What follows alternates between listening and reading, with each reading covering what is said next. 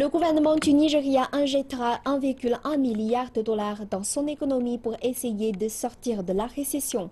Le Fonds monétaire international prévoit que l'économie nigériane se contractera juste en dessous des 2% cette année.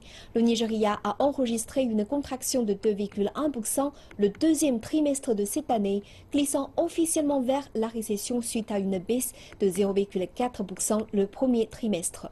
Le ministre nigérian des Finances, Kemi Adeosun, espère cependant que l'élan inversera la situation. Le dernier développement du programme de relance comptabilise la somme totale allouée de relance économique à plus de 2 milliards de dollars depuis le mois de mai. Son économie monolithique souffre de la baisse persistante du cours du pétrole, le sabotage des infrastructures de pétrole et de gaz du riche Delta du Niger a enregistré sa plus basse productivité en 22 ans. Les effets sont une diminution rapide des réserves de change du pays.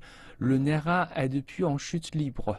Cependant, selon la ministre des Finances Kemi Adeosun, le gouvernement a élaboré un plan pour sortir le Nigeria de la récession en un temps record.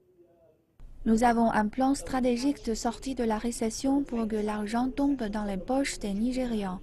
Les activités ont déjà recommencé sur les projets d'électricité des routes, des projets de santé, et nous avons injecté de l'argent dans les minéraux solides, les ressources d'eau et le travail est en cours. Je souhaite mettre l'accent sur le fait que nous avons un plan stratégique qui pourra nous sortir de la récession, qui nous permettra de nous retrouver.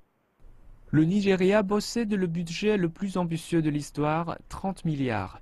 Une grande partie de cet argent a été financée par l'argent emprunté. La Chine a déjà offert 6 milliards de dollars, mais le gouvernement nigérien affirme que beaucoup plus seront nécessaires. Nous levons 1 milliard de dollars supplémentaires.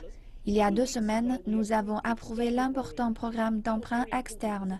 Car si vous vous souvenez, nous avons dit que nous emprunterions d'abord l'argent le moins cher dans un premier temps. Nous avons des autorisations de la Banque mondiale, de la Banque africaine de développement et de la Banque du Japon avec un taux d'intérêt de 1,5%.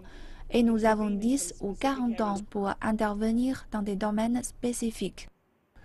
Cet argent sera investi dans l'infrastructure, la revitalisation de l'agriculture et la reconstruction du nord-est du pays ravagé par la guerre.